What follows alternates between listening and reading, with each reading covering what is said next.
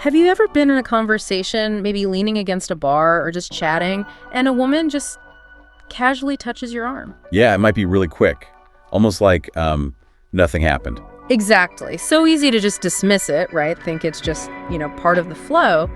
But what if that tiny gesture, that little touch, actually means a whole lot more than you think? What if that's actually a kind of code? Something she's signaling without saying a word. Precisely.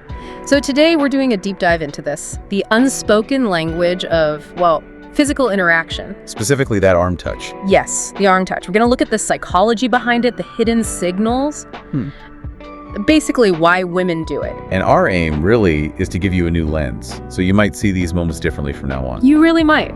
What's so fascinating to me is how these really small things, these micro gestures, you might not even consciously notice them. Fleeting moments. Exactly. But they carry immense weight. And yet they often go completely under the radar. So this deep dive, it's kind of a shortcut, wouldn't you say? I think so. A shortcut to understanding a really vital piece of human connection, something that's happening all the time right in front of us. But we miss it. We often miss it. Yeah. And today we're pulling from, psychology research, behavioral science, some observational stuff too. Good sources. We're trying to piece together what these signals actually mean. Okay, let's get into it then. Why the arm? I mean, out of all the places, Right. Why not the hand or the shoulder or somewhere else? That's the key question, isn't it? It really comes down to, social dynamics, proxemics, haptic communication, fancy terms for touch and space. Okay. Basically, the arm is this perfect middle ground. It's a socially acceptable spot, a safe zone, if you will. Safe zone. How so? Well, think about it. Touching someone's face or their chest, that's pretty intimate, right? It raises the stakes considerably. Definitely. A bit intense maybe for a casual chat. Exactly. But just leaning in close, no touch at all, that can feel a bit distant sometimes. Yeah. So the arm, it lets her sort of test the waters, send a little signal without saying anything risky, without opening herself up too much. Like a low-stakes move. Precisely. It's like her body's way of whispering, hey, I'm comfortable here, or I feel a connection. Maybe even I'm opening the door, just a crack. An invitation almost. Sort of. An invitation to maybe connect a bit more, but without the pressure of words. And there's actual science behind why touch works like this. Right? Absolutely. The psychology of connection is really clear on this. Research shows, again and again, touch is incredibly powerful. It creates an instant bond. Even a light touch. Even the lightest touch, on the arm, for instance. It can trigger the release of oxytocin. Yeah, the connection hormone, I've heard of that. That's the one. It's fundamental in social bonding, trust.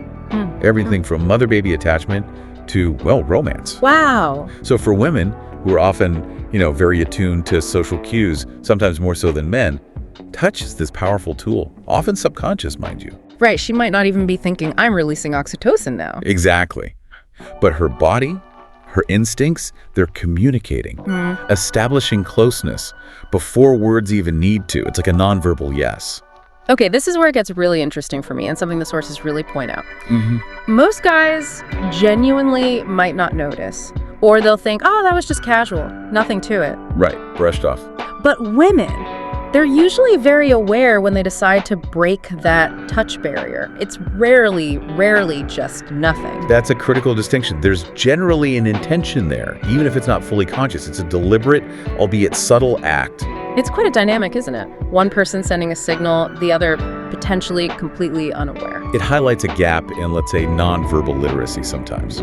So, okay, if there's intent, what does it actually mean when it happens? Because surely not every arm touch means the same thing. Absolutely not. Context is everything. Our sources help break it down into, let's say, 4 key types or scenarios. Each signals something a bit different. 4 types.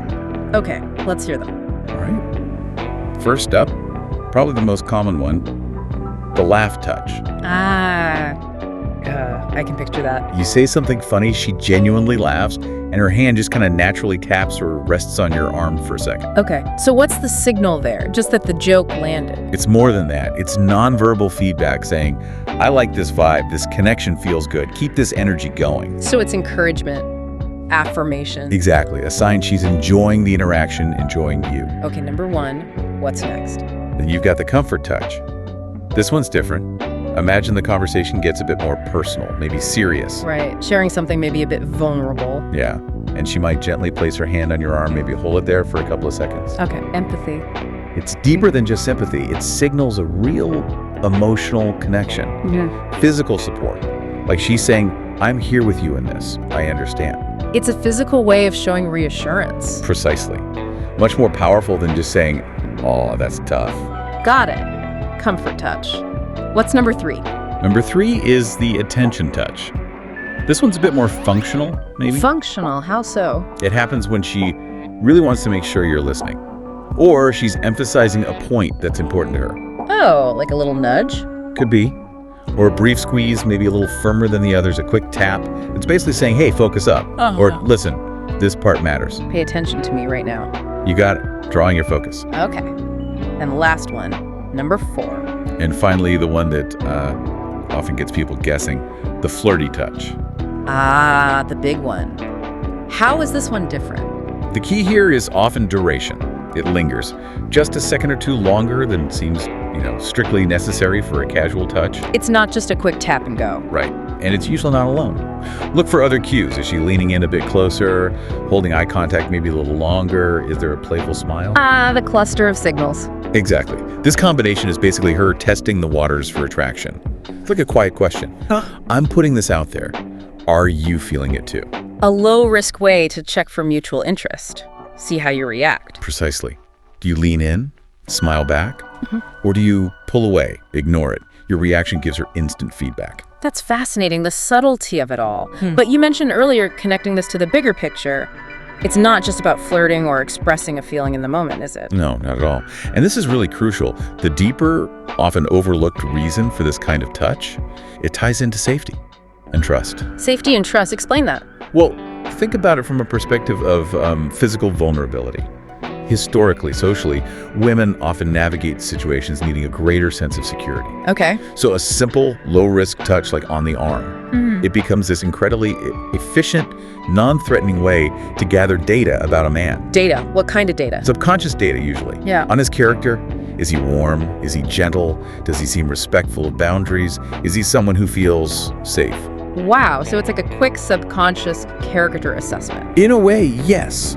It's not like she's running a checklist in her head, but it's an ingrained, almost primal way to gauge trustworthiness and demeanor. A rapid read. And that creates, like you said, that feedback loop. Instantly. Yeah. How you respond tells her so much. A smile, leaning in, eye contact, versus pulling back or just ignoring it. Right. It tells her if you're attuned, if you're receptive, if there's potential chemistry, comfort, all in that split second after the touch. It's amazing how much communication is packed into such a small gesture. It really is a rapid diagnostic on the whole interaction. No words needed. Okay, so this brings us to the really practical bit for anyone listening. If this happens, what should you do? What's the right way to respond? Because there's clearly an art to it. There really is. And the number one rule, honestly, don't overreact. Don't make a big deal out of it. Exactly. The key is acknowledgement without inappropriate escalation. Keep it cool. Okay, so how do you acknowledge it? Well, if it feels natural, if the vibe is right, maybe a very light, brief touch back. Her arm, maybe your shoulder, gentle. Mirroring, kind of. Sort of mirroring the energy, yeah. But don't suddenly grab her hand or go way further. That can be jarring. Right. Don't leap ahead. Definitely not. But honestly, the most important thing, just notice it. Just be aware it happened. Yes. Make eye contact. Offer a small, genuine smile. Maybe lean in just slightly if the context feels right. That simple, calm acknowledgement speaks volumes. It says, I see you.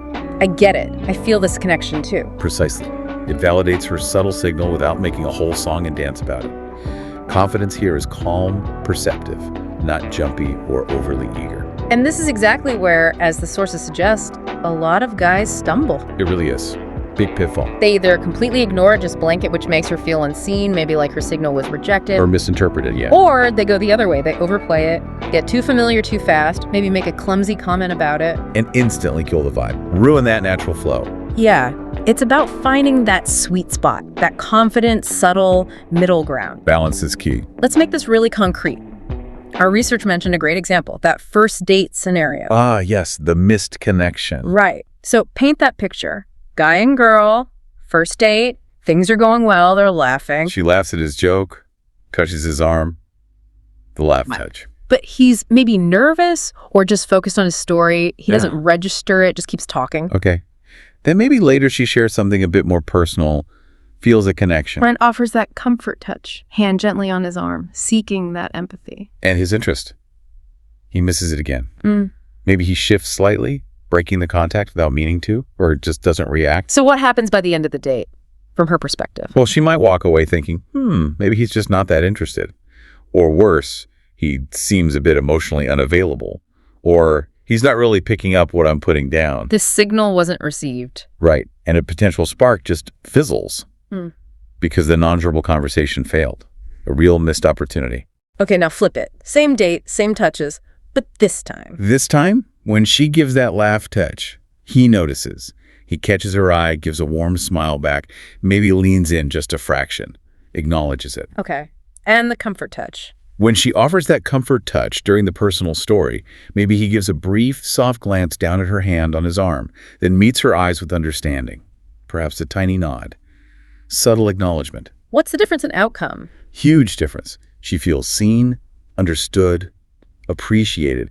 That subtle back and forth builds rapport, creates warmth. Chemistry builds. Exactly. A genuine spark can ignite. It's not about manipulation or playing games. It's simply about being present and responsive to the whole communication, verbal and nonverbal. It's the difference between connection and disconnection, really. It often is. Now, you mentioned cultural context earlier. Is this arm-touching thing particularly relevant in, say, the U.S.? That's a really important point, actually, yes. In U.S. culture, which tends to be moderately low contact compared to some others. Like maybe Mediterranean or Latin American cultures? Right, where casual touch between acquaintances is generally much more common. In the U.S., the norms are a bit more reserved, so touching the arm becomes one of the most common, socially acceptable ways, particularly for women, to initiate that first bit of physical contact, to break the touch barrier subtly. Because it's noticeable, but not too forward within those norms. Exactly. It often flies just under the radar of being overtly bold, but it's still a definite step across the personal space boundary. Which makes it even more significant here, potentially. I'd argue yes, because it's less frequent overall. When it does happen, it often carries more weight, more intention. So for our listeners, especially those in the U.S., underestimating this subtle gesture, probably not a good idea. Probably not. If you're waiting for a flashing sign or a verbal declaration for every feeling, you're going to miss a huge amount of what's actually being communicated. It's about tuning into that quieter channel, refining your social awareness. Okay, so let's wrap this up. The big takeaway seems clear. Next time a woman touches your arm, pause for a second. Don't just brush it off mentally. Right. See it. Recognize it might be more than just incidental contact. Could be a signal. Comfort, connection, maybe even attraction. As we've explored, women often communicate powerfully in these subtle, nonverbal ways. They really do. It's a whole language happening alongside the spoken one. Recognizing it and knowing how to respond appropriately, calmly, confidently, that can make a huge difference in your interactions. It truly can. And maybe a final thought to leave people with. Yeah. Now that you're more aware of this silent language, just consider. Reflect back maybe. Yeah. How many subtle cues like this might you have missed in the past? Ooh, interesting question. And looking forward, what new connections or just deeper understandings in your current relationships might you be able to foster, simply by paying a bit closer attention? Just observing that unspoken world a little more carefully. Exactly. It's not about overanalyzing every little thing, but just being more present, more observant. It can be pretty transformative for how you connect with people. Food for thought, indeed. Thanks for breaking that all down. My pleasure. It's fascinating stuff.